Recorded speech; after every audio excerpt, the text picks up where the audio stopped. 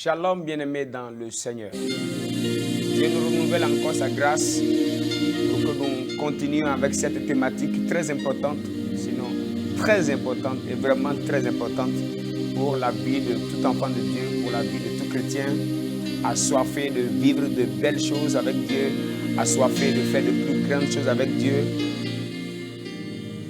intitulé Le réservoir de puissance. La première partie, nous avons eu à parler de cela. Et ici, je reviens encore dans ce deuxième numéro, nous parler encore du réservoir de puissance. Nous avons eu à dire que le réservoir de puissance est une cavité. C'est la cavité qui peut contenir des choses. C'est comme une citerne capable de garder des choses en réserve. Et lorsqu'on parle de réservoir, c'est cette chose travaillée ou construite dans le but de réserver des choses. Et on ne réserve que ce qu'on ne veut pas utiliser tout de suite. On réserve ce qu'on prépare pour plus tard. On réserve ce qu'on va utiliser dans les temps à venir. C'est pourquoi on parle de réservoir. Une moto, bien évidemment, a de réservoir. Un véhicule a de réservoir. Un groupe électrogène a de réservoir. Et une maison aussi peut avoir de réservoir. Ceux qui ont fait le village, il y a ce qu'on appelle réservoir aussi. On met, après avoir quitté le champ, après les récoltes, on dépose des choses récoltées dedans pour des semaines, des mois et voire même années pour certains. Et toutes ces choses gardent en fait en réserve les éléments que nous essayons d'y garder à cause d'un temps à venir. Et ici, nous sommes en train de parler de notre réservoir de puissance. Nous avons dit, tout enfant de Dieu a un réservoir de puissance, soit un réservoir à grande capacité ou un réservoir à petite capacité. Et selon les urgences, selon les besoins du terrain, Dieu réclame, Dieu exige de chacun de nous que notre réservoir spirituel soit tout chargé. Nous avons eu à parler de Jésus dans le livre de Luc, chapitre 8, à partir du verset 43, là où Jésus avait été touché par la femme qui avait eu la perte de sang. Et Jésus a dit, une force m'a quitté. Jésus n'a pas dit, une force s'est ajoutée. Il a clairement dit, une force m'a quitté. En réalité, Jésus s'était approvisionné. Jésus avait emmagasiné une certaine énergie. Et pour la guérison de cette femme, il a fallu que quelque chose quitte Jésus pour opérer le miracle. Nous avons eu à dire, tout exercice spirituel, tout combat spirituel et tout exploit que nous faisons avec Dieu exige de chacun de nous un réservoir et exige de nous une énergie spirituelle. Voilà pourquoi chacun de nous, nous devons lutter afin que notre réservoir ne soit jamais vide. Que notre réservoir ne soit jamais vide. Et Jésus a dit à ses disciples dans le livre de Jean, chapitre 7, verset 12, il a dit, j'ai encore beaucoup de choses à vous enseigner, j'ai encore beaucoup de choses à vous dire, j'ai encore beaucoup de choses à vous démontrer, mais tel que je vous vois là, vous ne pouvez pas les porter maintenant. En réalité, chaque moment dans notre vie, Dieu a beaucoup de choses à faire. Dieu a beaucoup de choses à manifester. Il y a des dimensions très élevées de gloire dans lesquelles Dieu désire nous amener. Mais lorsque Jésus nous regarde, il voit que nous avons très peu, un petit réservoir, ou même carrément, il y a des réservoirs qui sont déjà vides. Il n'y a aucune énergie gardée. Il n'y a aucune énergie, il n'y a aucune force en réserve pour les exploits de demain. Et je voudrais nous dire une chose très, très importante. Chaque combat vient dans le but d'être affronté. Et nous n'allons pas affronter les combats que nous avons à cause des... pas les forces que nous allons commencer à accumuler au moment du combat. Un jour, Dieu m'a dit, ce n'est pas quand on a soif qu'on creuse de puits. Vous savez, parfois c'est important que Dieu nous parle, personnellement. Dieu m'a clairement dit, ce n'est pas quand on a soif qu'on creuse de puits. On creuse le puits et on apprête l'eau pour le jour où on aura besoin d'eau. En réalité, le réservoir spirituel a pour devoir de garder l'énergie, de garder la force, de garder la puissance pour un jour d'urgence. Sinon, un jour, tu voudras crier, tu vas crier et rien ne va se passer. Tu vas appeler le nom de Jésus et rien ne va se passer.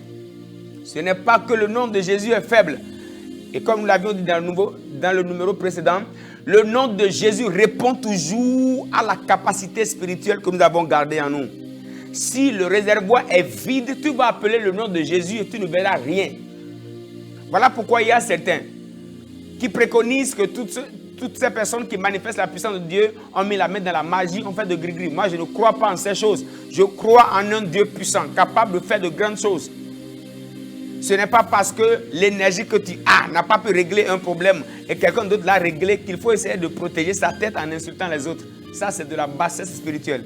Et j'exhorte chacun de nous à ne pas nous mettre dans ces coquilles-là, mais qu'on soit toujours des assoiffés, qu'on ait soif de vivre de grandes choses, qu'on ait soif de vivre plus de choses avec Dieu. Et aujourd'hui, nous allons continuer. Je parle encore ici du réservoir. Gardons bien, chaque activité spirituelle exige de nous une énergie spirituelle.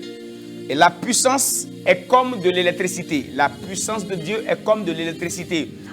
On peut l'utiliser pour beaucoup de choses. L'énergie que vous avez à la maison, vous pouvez l'utiliser pour votre frigo, vous pouvez l'utiliser à la cuisine, vous pouvez l'utiliser dans la chambre, pour la climatisation, pour les frigos, pour les brasseurs, pour la lumière. Ainsi, l'énergie spirituelle que nous avons aussi peut être utilisée pour différentes choses. Et si votre compteur n'a pas beaucoup de capacité, lorsque vous allez vouloir vous connecter à une chose qui a plus de capacité, ça va disjoncter le compteur. Les réalités physiques émanent d'abord des réalités spirituelles. Si tu prends un truc de capacité lourde, une capacité très lourde, sur un compteur qui n'a pas assez de puissance, ça va disjoncter le compteur. Voilà pourquoi parfois tu peux affronter certains démons et tu peux rester couché sur des jours. Frère, je vais vous dire la vérité. Il y a des situations que vous allez affronter et vous allez perdre réseau sur plusieurs jours. Si l'énergie que vous avez en réserve ne peut pas affronter cette situation, conseil, il ne faut pas aller d'abord, il faut aller s'approvisionner. C'est un peu comme si vous prenez la voiture, vous voulez aller au nord, et vous avez quitté le sud pour le nord et vous n'avez pas assez de carburant, mais vous décidez de prendre la voie.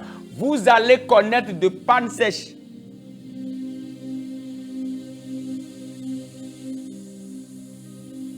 Chaque activité spirituelle exige de nous une énergie. Voilà pourquoi chacun de nous devons comprendre cela. Chaque combat spirituel. Et c'est celui qui a plus d'énergie qui a plus de résultats. Je prends quelqu'un qui, en griffe, achète un crédit de 5 000 sur son compteur et l'autre achète un crédit de 50 000. Vous ne pouvez pas utiliser l'énergie de la même manière. Il y a de ces chrétiens qui n'ont pas d'énergie.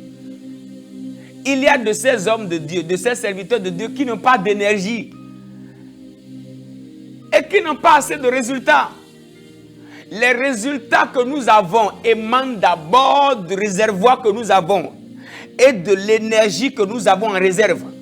Si le réservoir est vide, nous aurons des résultats vides. C'est très important pour chacun de nous de le savoir. Dieu dit à Élie, Dieu lui dit, va, cache-toi. Et lui dit à un moment donné, Dieu lui dit, va te cacher. Autrement dit, va t'approvisionner. Et après 3 ans et demi, Dieu lui dit maintenant, va, présente-toi devant Akab et devant tout le peuple. Dieu a pris du temps pour préparer Élie.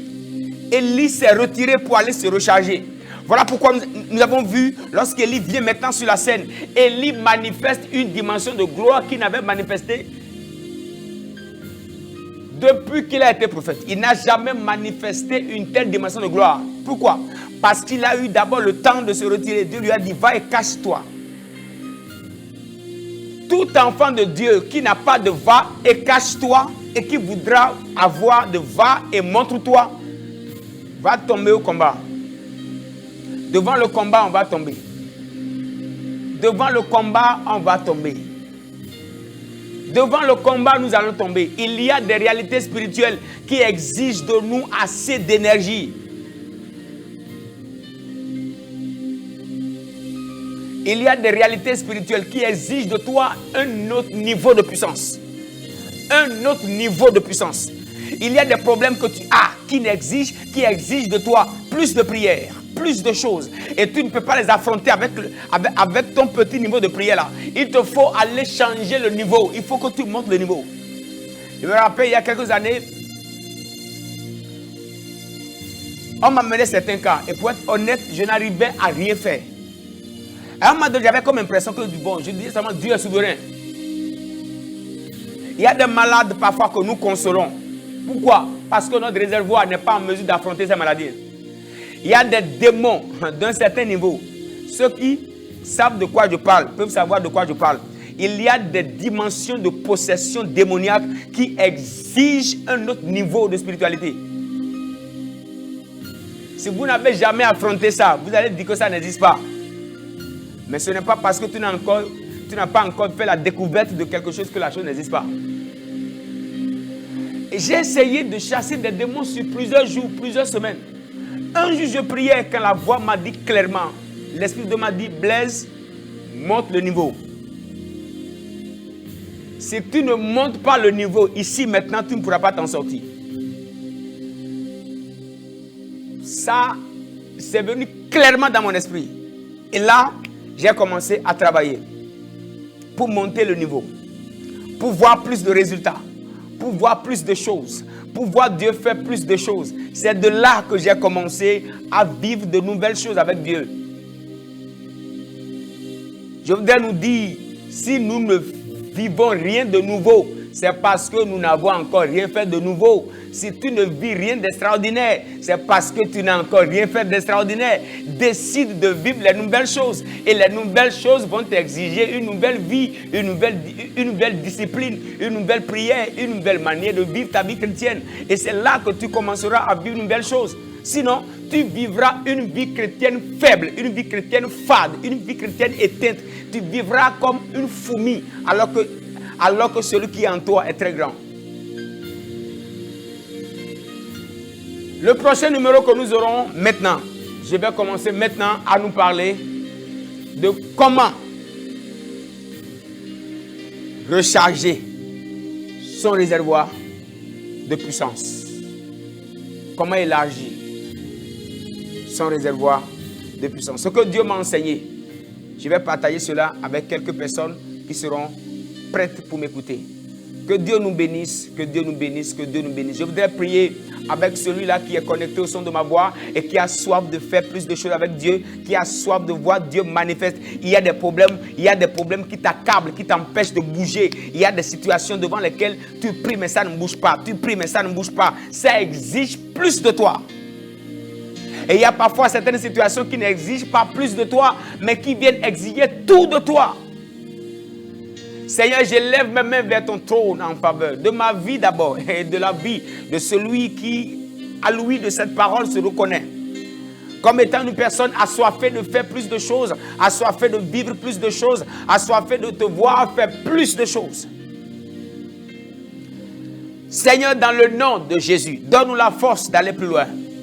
Donne-nous la force de faire plus de choses.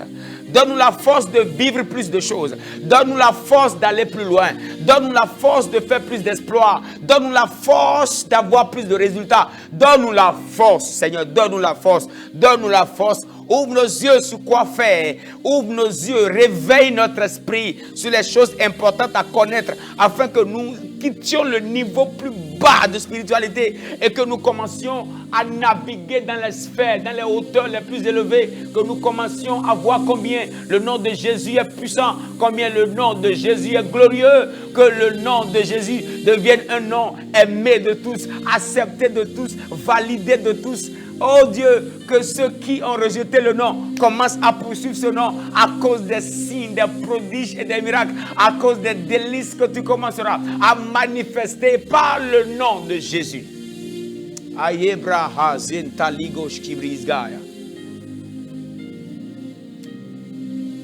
Aide-nous, Seigneur.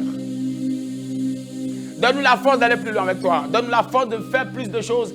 Donne-nous la force de te découvrir autrement. Que Jésus soit aimé au travers de nos vies. Qu'à cause de nous, que Jésus soit accepté. Que les signes, les prodiges et des miracles Que Jésus soit attesté, authentique par des personnes qui l'ont rejeté, par les personnes qui pensent qu'on ne vient qu'à l'église parce qu'on a des problèmes. Oh Dieu, étends ta gloire. Et que ton seul nom soit élevé. Merci de nous aider. Au nom précieux du Fils de Dieu Jésus. Amen. Merci beaucoup à vous de nous avoir suivis jusque-là. Je vous donne rendez-vous à la prochaine. Nous continuons avec ce merveilleux enseignement. Je crois vraiment de tout mon cœur que Dieu te fera du bien. Amen. Shalom.